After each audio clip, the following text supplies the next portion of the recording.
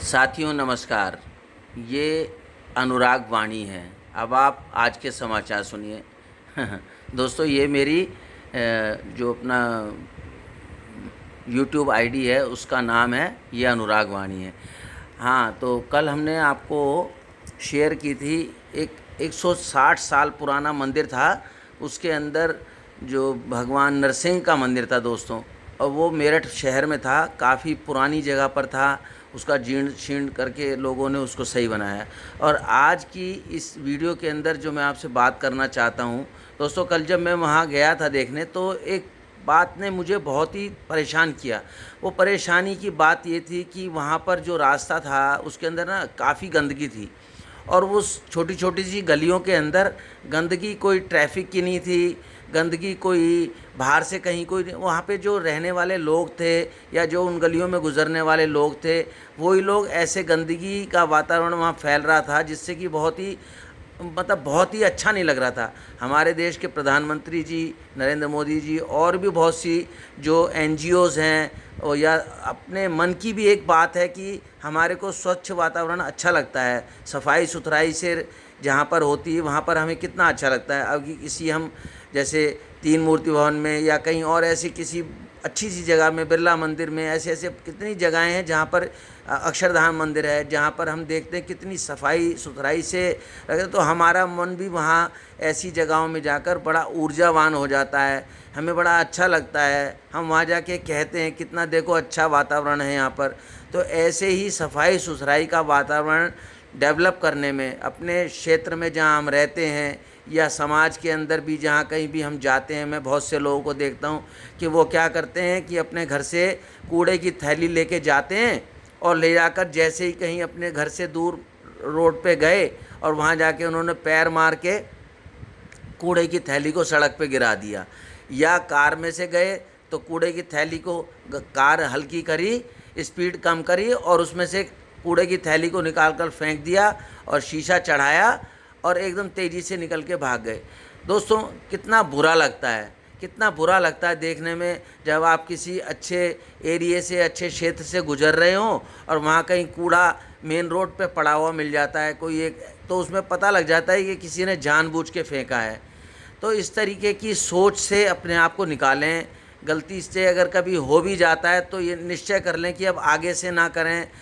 और सबसे बड़ी बात इसके अंदर ये है कि हमारा देश का जो प्रधानमंत्री है उन्होंने भी लाल किले से स्वच्छ भारत, स्वस्थ भारत का नारा दिया। हमारे जो पुराने और इंदिरा गांधी जी थी और हमारे जितने भी बड़े बड़े नेता हुए हैं आज तक, जिन्होंने इस हिंदुस्तान के 75 वर्षों में अपना योगदान दिया है इसके विकास में, इसको स्वस्थ और सुंदर बनाने में, तो हमारे को ज़रूरी है कि एक नागरिक होने के नाते हम इस मुहिम को और इस बात को अपने मन में और अपने एक स्वभाव का अंग बना लें कि मैं सफाई सुथराई ही पसंद करूँगा, ना मैं कहीं गंदगी फैलाऊँगा, और ना ही अगर कुछ होगा कहीं गंदगी तो मैं उसको जहाँ तक संभव हो सकेगा उसको सफाई स्वच्छ भारत बनाने में योगदान दूंगा।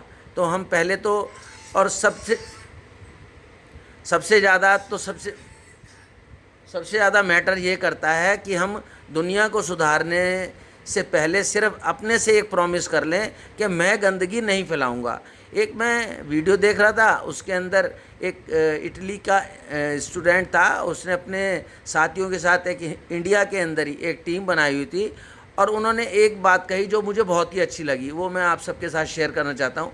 उन्होंने कहा कि पूरी दुनिया की सफाई करना तो बहुत बड़ा मुश्किल काम है, लेकिन सिर्फ हम ये कर लें कि अपने घर के आसपास 2 मीटर का एरिया हम स्वच्छ, हम साफ़ रखें।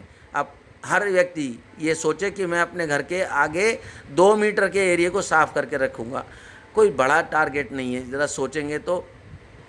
हम ये ना करें अपने घर से झाड़ू मारी, कूड़ा निकाल के सड़क पे फेंक दिया और बस मेरा घर अंदर से साफ़ रहे, बाकी बाहर की सरकार जानेगी, प्रशासन जानेगा, दिल्ली सरकार जानेगी, यूपी सरकार जानेगी, केंद्र सरकार जानेगी। अपने घर के आगे हमने पानी का कनेक्शन करने के लिए सड़क काटी और उसको बस फिर छोड़ दिया। अब वहाँ पर गड्ढा बन जाता है, सारी कीचड़ हो जाती है, और अगर वहीं ज़रा थोड़ा सा प्लास्टर का आके रिपेयर करा दें तो वो और बढ़िया हो जाएगा। तो दोस्तों आज की मुहिम में सिर्फ मैं वीडियो में आपसे यही एक दरख्वास्त, एक प्रार्थना, एक संदेश शेयर करना चाहता था कि स्वच्छ भारत, स्वस्थ भारत के ऊपर काम जब ही होगा। ये नागरिकों की हमारी अपनी जिम्मेवारी है कि हम अपने देश को स्वच्छ भारत के रूप में, स्वच्छ एक साफ़ सुथरे देश के रूप में देखना पसंद करें। देखिए सिक्किम का उदाहरण लोग देते हैं, लोग इंदौर का उदाहरण देते हैं, चंडीगढ़ का उदाहरण देते हैं और अरुणाचल प्रदेश का उदाहरण देते हैं कि जहाँ पर काफ़ी सफाई है और वो सफाई प्रशासन की नहीं, वहाँ के रहने वाले नागरिकों के प्रयास की वजह से ही हो रही है।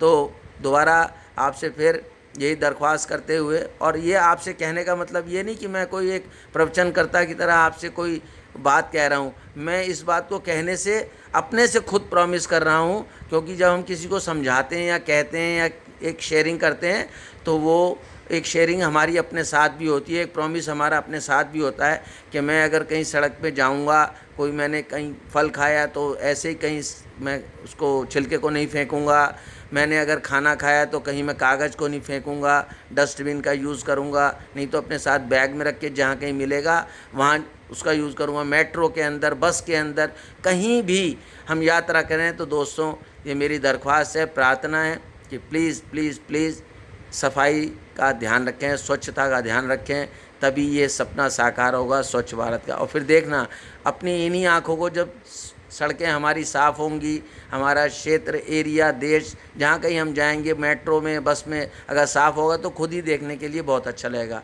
धन्यवाद, आज के लिए इतना ही। और दोस्तों अगर मेरा ये वीडियो आपको अच्छा लगा हो तो प्लीज़ इसको शेयर करना मत भूलना, और हो सके तो सब्सक्राइब भी कर लेना। Thank you very much, thank you for